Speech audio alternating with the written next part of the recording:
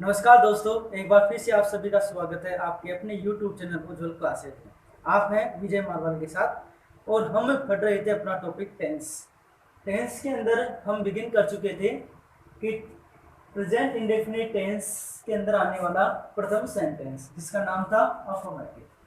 Last video में देखा था कि रिकॉग्निशन है वो क्रिया के साथ में ता है, ती है, ते है और ताहू है, वो रिकॉग्निशन करवाते हैं प्रेजेंट सिंपल के टेंस की। उसके बाद जो आने वाले हैं वो अलग अलग प्रकार से 4 सेंटेंस आएंगे, जिसके अंदर पहला आता है अफर्मेटिव, जिसको हम लास्ट वीडियो में पढ़ चुके थे कि अफर्मेटिव सेंटेंस का स्ट्रक्चर होता है सब्जेक्ट, सब्जेक्ट के बाद में आती है एनवी फर्स्ट और उसके साथ में लगाया जाता है एस या एस। ऐसे एस लगाने के नियम हम पढ़ चुके थे, जिसके अंदर वापस से एक बार रिपीट कराऊं कि आपको क्रिया के अंत में जो एमवी मिलेगी, हिंदी वाक्य के अंत में आपको मिलती है, तो एमवी है तो एमवी के अंत में S H C H double S O X Z या डबल जेड आए तो उसमें ई एस जोड़ दिया जाता है। पहला नियम अपना ये था। दूसरा नियम था कि यदि किसी क्रिया के अंत में आपको वाई मिले और वाई से पहले कोई कॉन्सोनेंट यानी कि व्यंजन हो इंग्लिश का, तो उस वाई को आई में बदलकर ई एस जोड़ दिया जाता है। तीसरा नियम ये कहता है कि यदि पहला और दूसरा नियम किसी क्रिया के अंदर लागू नहीं हो रहा हो तो उन सभी क्रियाओं के अंदर एस जोड़ दिया जाता है। लेकिन उसके अंदर भी विशेष रूप से एक नोट पॉइंट पड़ा था। वो नोट पॉइंट क्या था कि इस नोट पॉइंट में लिखा हुआ था कि ये जो क्रिया है उस क्रिया में एस या एस तभी लग सकता है जब हमारे पास में कर्ता क्या हो, सिंगुलर यानी एक वचन के रूप में हो। और एक वचन कर्ता होने की उपस्थिति में एस या एस लगाएंगे एमवी में, और यदि कर्ता बहुवचन हुआ तो उस क्रिया के अंदर एस या एस नहीं लगाया जाता है। क्यों? क्योंकि एक पॉइंट चलेगा सब्जेक्ट वर्ब एग्रीमेंट। उस सब्जेक्ट वर्ब एग्रीमेंट में क्या होता है, जैसा कर्ता होगा वैसी क्रिया का प्रयोग किया जाए। इसका मतलब कर्ता एक वचन है तो क्रिया भी एक वचन आनी चाहिए, अगर कर्ता बहुवचन है तो क्रिया भी बहुवचन के रूप में ही आनी चाहिए। इसका मतलब क्या हुआ कि एक वचन कर्ता के साथ में क्रिया में एस या एस लगाते हैं। इसका मतलब क्रिया हमेशा अपनी नेचुरल पोजीशन में, स्वाभाविक स्थिति में क्या होती है, बहुवचन होती है, और उसमें ऐसे एस लगाकर क्या बना दिया जाता है, उसको एक वचन बना दिया जाता है। ये विशेष पॉइंट है जो हम लास्ट पॉइंट में पढ़ भी चुके थे और नोट डाउन भी कर चुके थे। अगला सेंटेंस आता है एक साथ एग्जांपल्स है ना, वो सारे एक साथ हो जाएंगे। यहाँ पर फिर दूसरा वाक्य आता है नेगेटिव, नकारात्मक वाक्य। तो नकारात्मक वाक्य क्या होते हैं कि वे वाक्य जो कि एक प्रकार से नेगेटिविटी, नकारात्मकता का बोध दिलाते हैं, और नकारात्मकता का बोध दिलाने वाले हमारे पास में बहुत सारे वर्ड्स होते हैं जिनका प्रयोग करते हुए हम वाक्य को नकारात्मक बना सकते हैं। जैसे टेंस के अंदर भी आ जाए तो टेंस के अंदर केवल एक पॉइंट आता है, वो आता है नॉट, जिसका अपन सबसे ज्यादा स्ट्रक्चर के अंदर यूज करते हैं। इसके अलावा आता है नेवर वर्ड आता है। नथिंग, कोई वस्तु के लिए बताना हो तो नथिंग वर्ड का प्रयोग किया जाता है। कोई व्यक्ति के रूप में आ रहा हो तो नो वन, नोबडी। कुछ एडवर्ब्स के रूप में भी आती है क्रियाएं जो एडवर्ब्स के रूप में नकारात्मकता का भाव दिलाने वाली होती है। जैसे कि मान लो नन वर्ड है, स्केर्सली है, बैडली है, सेल्डम है, एक्सेट्रा। तो यहाँ पर हमारे पास में कुछ नेगेटिव वर्ड्स हैं जिनका अपन यूज अंग्रेजी वाक्यों के अंदर नकारात्मकता का भाव प्रकट करने के लिए प्रयोग कर सकते हैं। तो देखो एक तो वर्ड आ रहा है not, never, nothing, no one, nobody, none, scarcely, barely और सेल्डम। एक रेयरली वर्ड भी होता है, रेयरली भी नकारात्मकता का ही बहुत दिलाने वाला होता है। तो यहाँ पर टेंस के अकॉर्डिंग हम सबसे ज्यादा इसी का यूज करते हैं। कारण क्या होता है कि इसके अंदर हम इसको एक एडवर्ब के रूप में न यूज करते हुए एक नकारात्मक इंडिकेशन वाले शब्द के रूप में यूज करते हैं। और ये जो नेवर वर्ड है, नन, स्केर्सली, बैरली, सेल्डम, ये जो 5 वर्ड हैं ये यूज किए जाते हैं टेंस के अंदर एडवर्ब के रूप में इनका प्रयोग किया जाता है। इसका मतलब क्या हुआ, इनकी स्थिति बदल सकती है। और इसी प्रकार से नथिंग, नो वन और नोबडी, ये जो तीन वर्ड हैं एज ए सब्जेक्ट और ऑब्जेक्ट का कार्य भी करते हैं। तो तीन वर्ड अपने पास प्राप्त हुए, सब्जेक्ट और ऑब्जेक्ट का कार्य करें। ये जो वर्ड्स प्राप्त हो रहे हैं नेवर, नन, स्केर्सली, बेयरली और सेल्डम, ये हमारे पास में एक प्रकार से एडवर्ब का कार्य करते हैं। जबकि ये जो नोट वर्ड है वो नकारात्मक इंडिकेशन कराने वाला वर्ड होता है, सारे नकारात्मक है। इसलिए इसका एक नियम क्या बनता है, एक नोट पॉइंट अपने को याद रखना होता है कि एक वाक्य में केवल एक नेगेटिव वर्ड का ही यूज किया जाता है। इट मीन्स कि अगर मान लो कि वाक्य के अंदर कोई भी एक नकारात्मक वर्ड आ रहा हो तो उस वर्ड के अंदर दूसरा नकारात्मक वर्ड नहीं आता है, और यह ग्रामेटिकली जो नियम है उसके अकॉर्डिंग गलत माना जाता है। इसलिए एक वाक्य के अंदर केवल एक नकारात्मक शब्द का प्रयोग ही किया जाता है। अगर नोट आ रहा हो तो उस सिचुएशन में इन्हें निम्न जो वर्ड्स हैं उनका प्रयोग नहीं किया जाएगा। नथिंग वर्ड आ गया, नन आ गया, नोबडी वर्ड आ गया, तो इनके सेंस के अंदर फिर बाकी जो नेगेटिव वर्ड है उनका यूज नहीं किया जाएगा। जैसे मान लो कि अपन ये नेगेटिव सेंटेंस बनाएंगे, उस नेगेटिव सेंटेंस के अंदर हम नोट का प्रयोग न करके यहाँ पर सब्जेक्ट के अंदर है नोबडी का यूज कर दें, नोबडी का यूज कर दिया जाएगा, तो सेंटेंस हमारा नेगेटिव बनेगा और उस सिचुएशन में नोट का प्रयोग फिर नहीं किया जाएगा। तो ये भी हमें एक प्रकार से दोस्तों ध्यान रखना है कि सब्जेक्ट है कि उसके सेंस के अंदर कौन से वर्ड्स यूज में लिए जाते हैं, एडवर्ब्स के अंदर कौन कौन से वर्ड्स नेगेटिव को एक्सप्रेस करने वाले आते हैं, और एज ए सब्जेक्ट और एमवी के संदर्भ को बताने वाला जो नेगेटिव वर्ड है वो किस रूप में प्रयोग किया जाता है। तो यहाँ हम देख रहे हैं कि टेंस के अकॉर्डिंग हम अधिकतर नोट वर्ड का प्रयोग करते हैं, लेकिन अपने को ये भी ध्यान रखने हैं कि और कौन कौन से ऐसे वर्ड्स हैं जिनका प्रयोग नकारात्मकता को बताने के लिए प्रयोग किया जाता है। तो हमारे पास में स्ट्रक्चर प्राप्त हुआ नकारात्मक वाक्य का कि subject plus HV plus not plus MV plus object plus other. देखो एक फॉर्म बता चुका था मैं आपको इस वो का।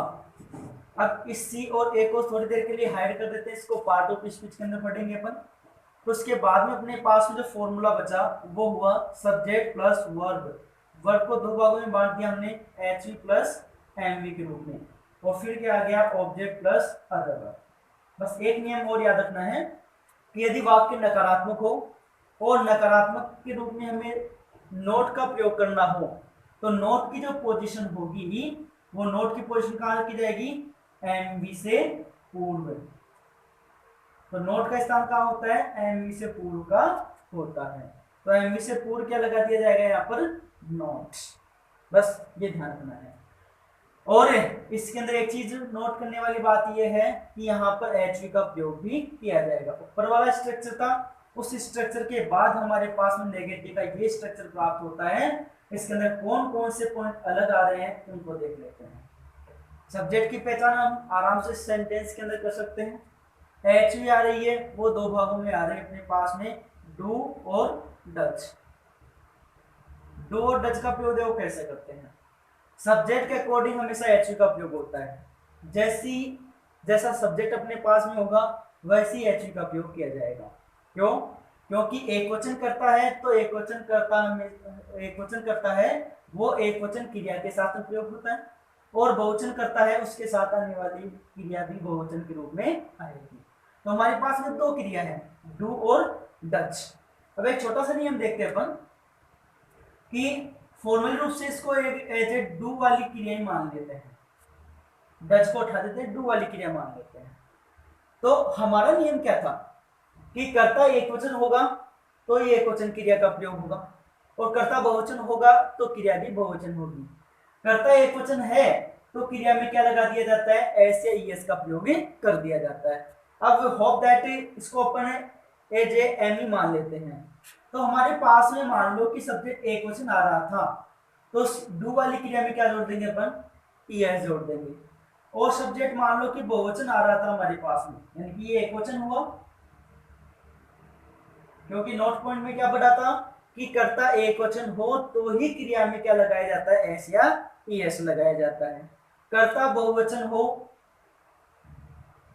तो क्रिया में एस या ईएस नहीं लगाते हैं।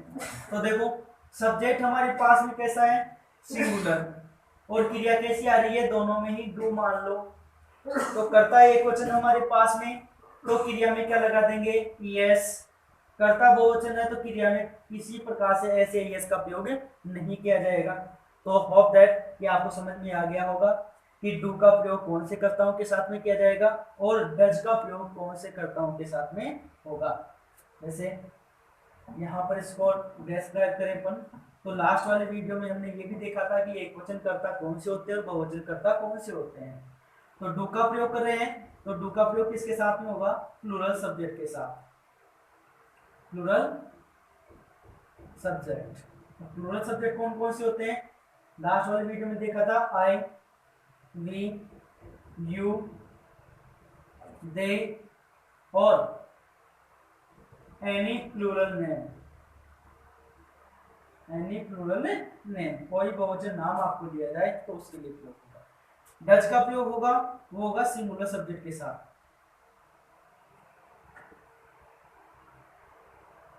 Singular subject. अब सिंगुलर सब्जेक्ट कौन कौन से है, ही, सी, इट और एनी वन नेम। एक वचन और बहुवचन कर्ता के साथ में डू और डज का प्रयोग किया जाता है। कर्ता एक वचन हो तो डज का प्रयोग करो, कर्ता बहुवचन हो तो डू का प्रयोग करना है। एम विपस्त्री ही यूज की जाएगी, इसके साथ में एस या ईएस का प्रयोग नहीं होगा। ऑब्जेक्ट अदर वर्ड है वो सेम रहेंगे, बस नोट का प्रयोग करना है। नोट का प्रयोग कहाँ हो जाएगा, एनवी से पूर्व का हो जाएगा। यहाँ तक हमारा नेगेटिव सेंटेंस कंप्लीट है। अब इसके एग्जांपल्स हैं वो अन्य से सेंटेंस आएंगे, इंट्रोगेटिव, इंट्रोगेटिव नेगेटिव, उन सभी के साथ में एक साथ इसके एग्जांपल देखे जाएंगे।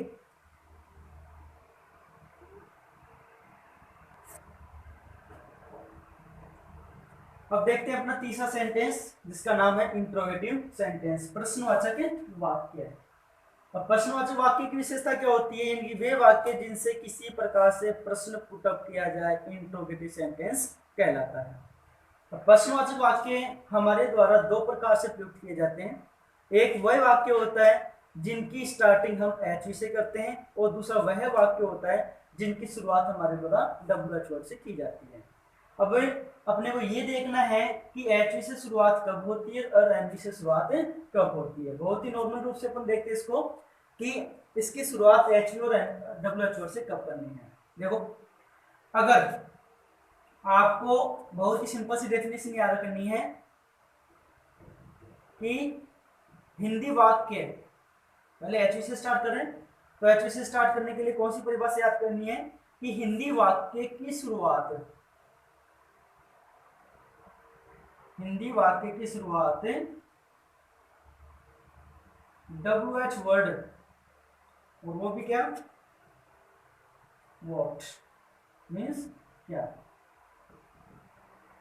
हिंदी वाक्य की शुरुआत WH वर्ड यानी कि क्या से हो रही हो, से हो तो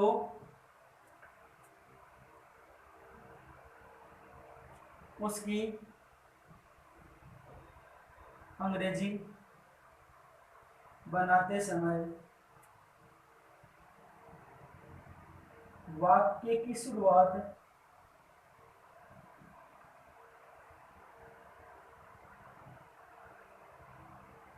उस टेंस में आने वाली HV से करेंगे। बहुत ही सिंपल सा नियम है। देखो कि किसी भी वाक्य, टोटल टेंसेज हैं उनका बेसिक अपन यहाँ पर देख रहे हैं कि आगे भी इसी प्रकार के वाक्य आएंगे, तो ये प्रॉब्लम है वो यहीं पर सॉल्व हो जाए। इसलिए ये देखेंगे कि HV से वाक्य की शुरुआत कब करेंगे, जब हिंदी वाक्य, अपन कोई भी हिंदी वाक्य बोल रहे हैं तो हिंदी वाक्य की शुरुआत अपन क्या से करते हैं। जैसे क्या मैं पढ़ता हूँ, क्या मैं वहां जाता हूँ, क्या मैं इसको सोल्व कर सकता हूँ, तो ये सभी वाक्य हैं वो अंग्रेजी के क्या से शुरुआत हो रहे हैं। मतलब जो WH वर्ड है ना क्या, तो उससे शुरुआत हो रहे हैं हिंदी वाक्य। तो अब उसकी अंग्रेजी अपने को बनानी है, तो उसकी अंग्रेजी बनाते समय वाक्य की शुरुआत किससे करेंगे, उस टेंस में आने वाली एचवी से। इसका मतलब प्रेजेंट इंडेफिनिट में कौन सी एचवी आ रही है हमारे पास, डू और डज आ रही है। तो इसका फॉर्मेट हमारे पास में क्या हो जाएगा कि जैसे ये वाला फॉर्मेट था उसमें नोट को उठा दिया जाए और एच को पहले रख दिया जाए, तो हमारे पास में क्या आ जाएगा, प्रश्नवाचक वाक्य का पैटर्न आ जाएगा। तो जैसे यहाँ पे इसका स्ट्रक्चर हो जाएगा एच ही कौन कौन सी, डू और डज आ जाएगी। उसके बाद तुरंत आ जाएगा सब्जेक्ट, एक वचन कर्ता के अनुसार डज और बहुवचन कर्ता के साथ डू आ जाएगी। उसके बाद में वही बच गया वो एनवी प्लस का प्रयोग होगा, ऑब्जेक्ट होगा, अदर वर्ड और साइन ऑफ क्वेश्चन मार्क। प्रश्नवाचक चिन्ह लगाना मत भूलना, क्यों, क्योंकि इंटरोगेटिव सेंटेंस है और उसकी पहचान अधिकतर इसी प्रकार के साइन ऑफ मार्क से की जाती है। तो यहाँ पर एक बार फिर से बता रहा हूँ कि हिंदी वाक्य की शुरुआत में आपको WH वर्ड क्या दिया जाए या वाक्य की शुरुआत अपन कैसे कर रहे हो, तो अंग्रेजी बनाते समय वाक्य की शुरुआत भी उस टेंस में आने वाली एचवी से करेंगे। तो ये तो हुआ एचवी से शुरू होने वाला इंट्रोगेटिव सेंटेंस। अब WH वर्ड से अपने को शुरुआत कब करनी है वो भी अपने को ध्यान रखना है। अब जो ये यही पैटर्न था आगे, इसको ही हमें थोड़ा डिटेल में देख लेते हैं। कैसे कि WH वर्ड से अपने को वाक्य की शुरुआत कब करनी है, यानी कि हिंदी वाक्य है तो हिंदी वाक्य में WH वर्ड, WH वर्ड बहुत सारे होते हैं, अभी WH वर्ड बता दूंगा डिटेल में।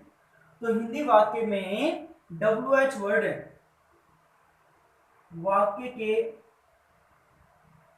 बीच में आए, वाक्य के बीच में आए तो उसकी अंग्रेजी बनाते समय, तो उसकी अंग्रेजी बनाते समय वाक्य की शुरुआत उसी WH वर्ड से करेंगे। बहुत इंपॉर्टेंट नियम है कि उसकी अंग्रेजी बनाते समय उसी WH वर्ड से किया जाता है। अब WH वर्ड से कर रहे हैं तो देखो, जैसे तुम क्या कर रहे हो, तो तुम क्या कर रहे हो, तो क्या वर्ड है हमारे हिंदी वाक्य के बीच में आया है। तो अब उसकी अंग्रेजी बनाते समय अपन WH वर्ड कौन सा आया, क्या, तो क्या से हमारा फॉर्मेट शुरू हो जाएगा। तुम कहाँ हो, तुम कहाँ हो, तो कहाँ वर्ड है वाक्य के बीच में आया है, तो हम उस अंग्रेजी वाक्य की शुरुआत वेयर से करेंगे। तुम कब जाते हो, तो यहाँ पर कब वर्ड है अंग्रेजी के अंदर व्हेन के रूप में जाना जाता है, वाक्य के बीच में आ रहा है तो अंग्रेजी बनाते समय व्हेन से अपन स्टार्ट करेंगे। तुम कितना समय इस कार्य को करने में लेते हो, कितना समय, तो हाउ मेनी टाइम, तो हाउ मेनी वर्ड है वो हम वाक्य की स्टार्टिंग में रखेंगे। तो ये जितने भी जो वर्ड्स हैं, है ना, तो ये जो वर्ड्स हैं वाक्य के बीच में आ रहे हैं और प्रश्न पुटअप कर रहे हैं, तो उस प्रकार के वाक्य की जो शुरुआत है वो हम WH वर्ड से करेंगे। तो हमारा पैटर्न क्या बनेगा, दूसरा स्ट्रक्चर क्या बनेगा इंट्रोगेटिव का, कि वह वाक्य जिनकी शुरुआत WH वर्ड से हो तो उनका इंट्रोगेटिव सेंटेंस का स्ट्रक्चर इस प्रकार से होगा, और उसमें स्टार्टिंग में क्या जाएगा WH वर्ड, उसके तुरंत बाद ये ऊपर वाला फॉर्मेट हूबहू आ जाएगा। तो उसके बाद बचा हुआ सेंटेंस का structure do and does, next subject, next MV first, next object plus other word and last में क्वेश्चन मार्क का प्रयोग किया जाता है। तो ये हुआ हमारा तीसरा नंबर का सेंटेंस, इंट्रोगेटिव सेंटेंस। ये कंप्लीट हुआ। तो इसके अंदर इंपॉर्टेंट बात क्या थी कि एचवी का प्रयोग करना और WH वर्ड का प्रयोग करना, और इसके तुरंत बाद हम देखेंगे कि WH वर्ड कौन कौन से होते हैं और इनका प्रयोग किस प्रकार से किया जाता है। उससे पहले हम अपना लास्ट वाला सेंटेंस देख लेते हैं जिसका नाम था, यानी कि तीसरा जो दूसरा और तीसरा है इनको मिलाने से बनता हमारा चौथा नंबर का sentence, interrogative negative, interrogative negative sentence. मतलब प्रश्नवाचक नकारात्मक वाक्य, प्रश्नवाचक नकारात्मक वाक्य। इसका भी दो पैटर्न से बनेगा, वो भी H word W H word से। तो एच वाला देख लेते हैं और उससे पहले डब्ल्यू एच वर्ड रख देंगे तो हमारा बन जाएगा डब्ल्यू एच वर्ड से बनने वाला। तो एच वी का स्ट्रक्चर क्या हो जाएगा, वही एच वी स्टार्टिंग के अंदर आ जाएगी, डू एंड डज, तुरंत बात किया जाएगा सब्जेक्ट। और अभी मैंने कहा था कि अगर मान लो कि वाक्य को नेगेटिव बना रहे हो तो एमवी से पहले नोट का प्रयोग कर दिया जाएगा। वाक्य नेगेटिव बन रहा है तो नोट का प्रयोग कर दो, जस्ट उसके बाद में एमवी फर्स्ट हो जाएगी, ऑब्जेक्ट हो जाएगा, अदर वर्ड और sign of question mark. W H word से बनाना है तो इससे पहले डब्ल्यू एच वर्ड रख दो और जो से सेंटेंस है वो हूबहू बिना किसी परिवर्तन के इसका स्ट्रक्चर बन जाएगा। तो यहाँ तक आपको ये वीडियो कैसा लगा, अगले वाले वीडियो में हम देखेंगे इनके एग्जांपल्स कि affirmative negative interrogative interrogative negative sentence के एग्जांपल्स क्या होते हैं और उसके साथ साथ पैराग्राफ राइटिंग वगैरह की जाती है तो इस टेंस का कितना महत्व रहता है। तो दोस्तों ये वीडियो आपको कैसा लगा तो हमें ये बात कमेंट बॉक्स में जरूर लिखकर बताइएगा। और अभी तक आपने इस चैनल को सब्सक्राइब नहीं किया है तो जरूर सब्सक्राइब करें और बेल आइकन को जरूर दबाएं। धन्यवाद।